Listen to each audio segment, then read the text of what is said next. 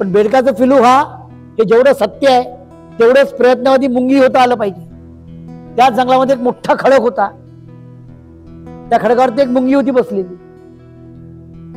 एक जण खूप वेळ त्या मुंगीला पाहत बसला. थोड्या वेळाने ती मुंगी तिथनं हल्ली आणि समोर समोर समोर खूप दूर चालत गेली. एका ठिकाणी गेली, लहानसा अन्नाचा कण शोधला आणि परत आपल्या जागेवर आहे. स्वयंप्रेरणा, स्वयंप्रेरणेने पुढे जाता आलं पाहिजे. Self motivation. कुणीतरी येईन मला झोपेतून उठवान, मग हात धरण मला घेऊन जाईल. कोणी येत नाही, झोपून राहील तसाच. सेल्फ मोटिवेशन इम्पॉर्टंट आहे. सेल्फ मोटिवेशन पुढे जायचं आणि निगेटिव्ह सजेशन कानामध्ये बोटं घालायचे आणि वरतं चढायचं. तेव्हा तुम्ही युरेका फॉर्म मध्ये जाता. माझ्याबद्दल बोलणारे खूप होते,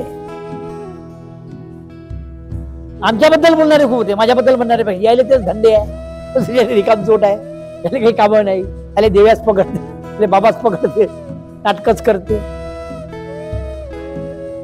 नाही कळलं? आत्ता जो फोन आला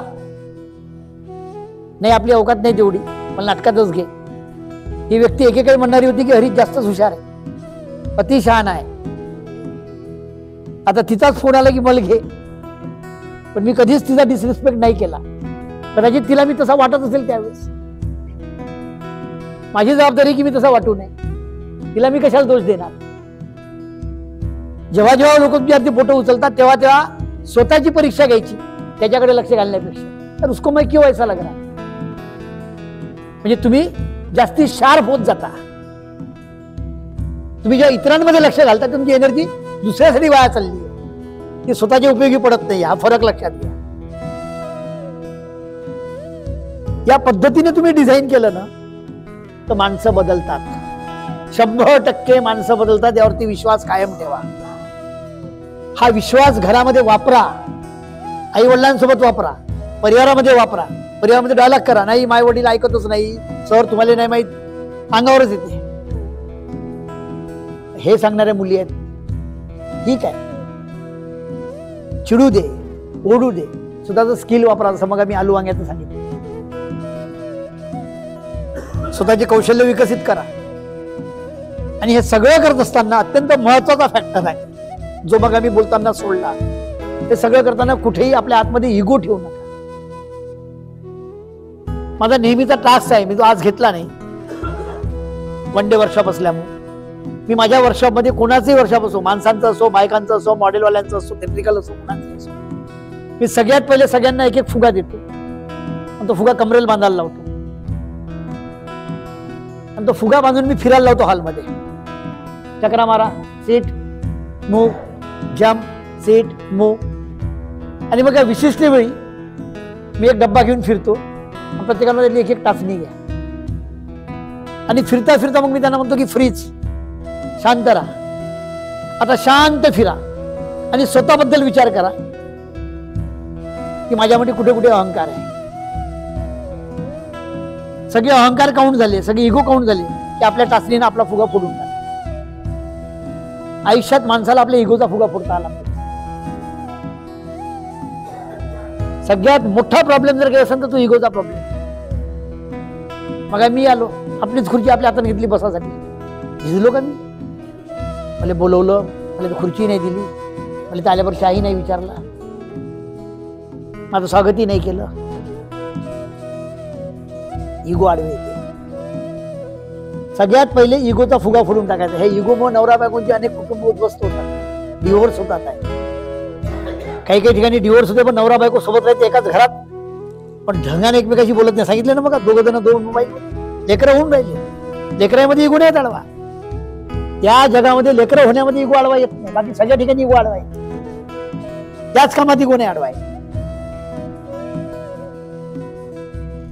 ते कोण्या जादून होते काय होते मला तर आश्चर्यच वाटतं. कधी दोघांचं अंडरस्टँडिंग नाही, दोघं कधी एकमेकाच्या हातात हात घालून हिंडत नाही, तरी भोजले लेकर होते. कधी पिकनिकला जाताना दिसत नाही, कधी बगीच्यात जाताना दिसत नाही, कधी कुठे गेले बा, पिढ्याने पिढ्या. चांगले नवरा बायको असे छान बोलताना फिरताना दिसून राहिले, बोलताना दिसून राहिले, बसून चर्चा करून राहिले, गप्पा करून राहिले, असं कुठं जाणवतच नाही चित्र घराघरात. भाजी आणान, हो. काय केलं, हो. जेवता का, हो. पोळी आण, हो. एवढा संवाद घरातला, बस संपला विषय. आणणार आहे का, मी जाऊ. सगळे टेराटेरीचे उत्तर आहे घरा. का हो चालता का आपण भाजी घेऊन दोघं जण, चला आपण दोघं मिळून भाजी आणणार. हा नवरा बायको बाजारात दिसतच 100 मागं 5. एक तर बाई थैली घेऊन, नाही तर माणूस थैली घेऊन. तिनं म्हणलं इकडून तुम्ही बाईनं, चला तुम्ही चालले तर मी पर्यंत भाजी राहू दे. त्याला खर्रा खात असते ना ठेल्यावर, तिला निंदा हा ठेल्यावर थांबन कसा. घोडे इथं मरते ना, घोडे इथं, बरोबर आहे. ते सांगून राहिलं तुझं नसेल बरं.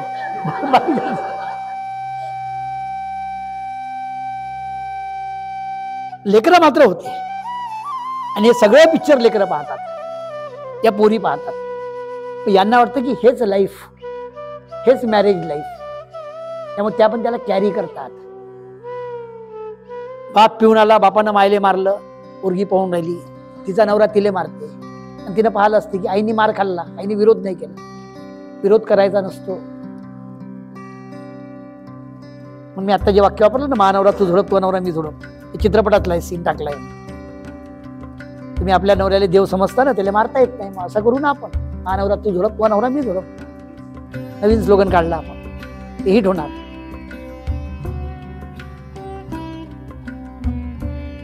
हे सगळ्या ज्या गोष्टी आहेत ना, ह्या सामाजिक व्यवस्था खराब करतात. आणि हा प्रॉब्लेम मेजॉरिटीमध्ये आपल्या बहुजन वर्गामध्ये, आपल्या साध्या भारतामध्ये, ग्रामीण भारतामध्ये, मेट्रोपॉलिटन सिटीमध्ये, IT सेक्टरमध्ये, कॉर्पोरेट सेक्टरमध्ये इतकं व्यवस्थित अंडरस्टँडिंग असतं नवरा बायकोचं. अहो निघाले का ऑफिस मधनं, हो तुझं काय, मला अजून अर्धा तास वेळ लागेल, एक काम करता का, एक तास जरा चपात्या तुम्ही पार्सल घेऊन या. ते नवऱ्याला चपात्या पार्सल घ्यायला लावते, घरी आल्यानंतर भाजी टाकते, मी जेवण करतो. बरोबर.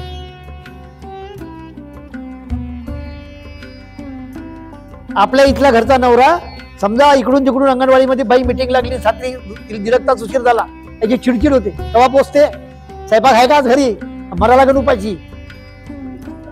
एका दिवसासाठी तो काव काव करते, पण साधी खिचडी घरी लावत नाही.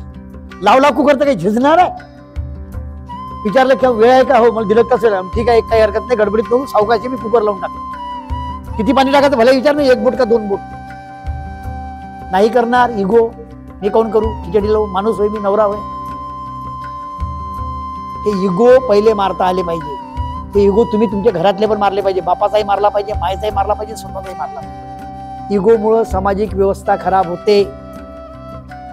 मी कोण करू, मी कोण जाऊ, मीच पहिले कोण, काही फरक नाही पडत, त्यांनी काही गेन नाही करत. जगाच्या पाठीवरती इगोला पैसे देणारी कोणतीच एजन्सी पैदा झाली नाही. असं तर सांगा, मी गुंतवणूक करतो, तुमचा इगो चांगला आहे त्यामुळे तुम्हाला एक हॅम्पर मिळून राहिलं. गेलं का कोणी, बोनस कुपन आहे, अवॉर्ड आहे एखादा, best ego personality goes to Prajakta, नाही आहे असं.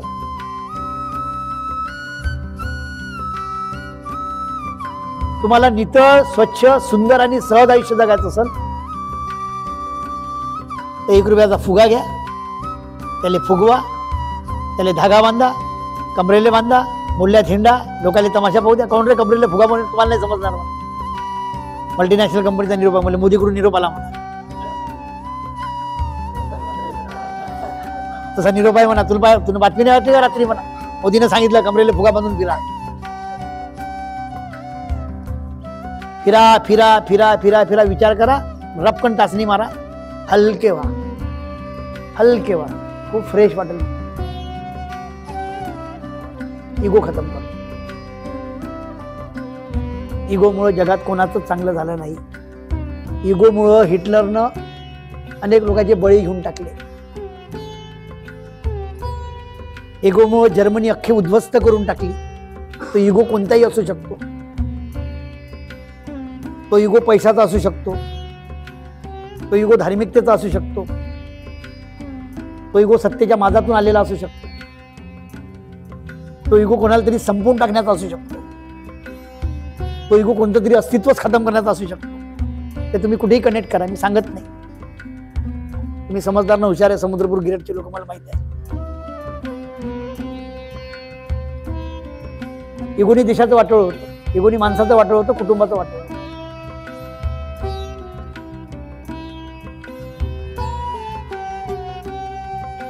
चांगल्या पर्सनॅलिटीमध्ये कोणाच्याच इगो नसतो, लक्षात घ्या. आंबेडकरांमध्ये इगो नव्हता. तात्विक लढाई होती गांधींसोबतची, इगो नव्हता. फुलेमध्ये सावित्रीबाईमध्ये अजिबात इगो नव्हता, म्हणून सोबत सोबत शिकवू शकले पुढे. हे लक्षात घ्या, लक्षात घ्या समीकरण सगळे. पंजाबराव देशमुखला इगो नव्हता, त्यांच्या बायकोला नव्हता, म्हणून अंगावरचे दागिने काढून देऊन दिले पंजाबरावच्या हातात, विकून टाकाने शाळा बांधला. गाडगेबामध्ये इगो नव्हता, तो माय भाकर भूक लागली हो, तो अंगण झाडून देतो ना, फुकटाची नाही पाहिजे, कष्टाची दे. टपकन अंगण झाडायचे मग भाकर घ्यायची खायची. इगो नव्हता म्हणून संत झाले. सगळे पहा तुम्ही लोक. कबीराला इगो नव्हता, चरवाकाला इगो नव्हता. अहम नाहीच. सध्या अहमचं वातावरण चालू आहे, सगळं अहंकाराचं वातावरण चालू आहे. सगळं अहंकारातनं माणसं नेस्तनाबूत होतात, सोसायट्या उद्ध्वस्त होतात, कुटुंब उद्ध्वस्त होतात, जीव जातात. आणि एकदा सामाजिक अवस्था विस्कळीत झाली, परत एका जागी आणायला वर्ष लागतं. हे लक्षात घ्या. त्याला जबाबदार तुम्ही आणि आम्ही राहू. तर ती अवस्था पूर्ण घडी बिघडली तर ह्या यांचं फ्युचर खराब होऊन जायचं. म्हणजे मी नेहमी म्हणतो, एक सुंदर उदाहरण तुम्हाला देतो की घर बांधलं 10 लाखाचं. त्या 10 लाखाच्या घरामध्ये आम्ही लाखभर रुपयाचा कलर मारतो, घर रंगरंगोटी करतो, छान नेरोलॅकचे पेंट मारतो, एशियन पेंट्स मारतो. आणि घरातलं लहानसं लेकरू स्केच पेन किंवा पेन्सिलने घेऊन जर भिंतीवर रेष ओढली तर मायनाचा बाप एक पाठीवर रस्ता मारते, नालायक आत्ताच भिंत रंगवली, एवढा खर्च केले तिला रेषा ओढून वेगळा. पोरगा लहानपणी लिहायचा प्रयत्न करून म्हणून ते लाता घालतात, मोठ्यापणी लिहत नाही म्हणून लाता घालतात. बरोबर आहे की नाहीये? कशा पर्सनॅलिटी डॅमेज नाही होणार? इथं पर्सनॅलिटी डॅमेज झाल्या. लहानपणी काहीतरी करून पाहता तुम्ही, करू देत नाही, आणि मोठ्यापणी करत नाही म्हणून मारता. तुम्हाला लेकरापेक्षा भिंत महत्वाची वाटते, भिंतीवरचे रंग महत्वाचे वाटते. माझं म्हणणं असं आहे की भिंतीचे रंग महत्वाचे नाही, घरातलं लेकरू महत्वाचं. आणि त्यांनी ओढलेली रेष ही जगातली सगळ्यात मोठी कलाकृती असू शकते, फिदा हुसेनच्या त्या हुसेनच्या चित्रापेक्षा पण. आणि ते तुमच्या पोराची क्रिएटिव्हिटी, तुमच्या पोरांनी केलेला प्रयत्न आहे. पण तुमची प्रतिष्ठा आडवी येते. घराच्या याच्यावर रेषा दिसल्या तर येणाऱ्या माणसाला कसं वाटत? लोकांनी तुम्ही लोकांसाठी जगता की स्वतःच्या पोरासाठी जगता? घर कोणासाठी बांधलं? पाहुण्यांसाठी बांधलं का लेकरासाठी बांधलं? लेकरासाठी बांधलं, स्वतःच्या सावलीसाठी बांधलं. हे जे चुकीचे अप्रोचेस आहे ना, हे बदलवता आले पाहिजे. मग जीवन सुंदर होते आणि सहज होते. अर्थात आकस्मिक अडचणी येतात, कधी कधी तुम्हाला स्टँड बदलावा लागतो, हे मान्य आहे. पण पर्सेंटेजली मी माझी क्वालिटी आणि स्टँडर्ड स्केल कशी मेंटेन करतो, हा पहिला भाग आहे. आणि हे सगळं पॉसिबल आहे, यातनं माणसं बदलतात. आणि म्हणून समाज बदलतो यावरती सगळ्या मोठ्या लोकांचा विश्वास होता. आमचा पण आहे म्हणून आम्ही सातत्याने काम करतो. समाज बदलतो, समाज बदललेला आहे. पुढच्या पिढ्या आणखी शार्प येणार. आणि सगळ्यात महत्वाचं, मागच्या पिढ्यांचा रिस्पेक्ट करणं शिका. मग कोणतरी बोललं मला, हे साले आजकालचे पोट्टे कोणतरी बोललं, येणाऱ्या पिढ्यांचा रिस्पेक्ट करणं शिका.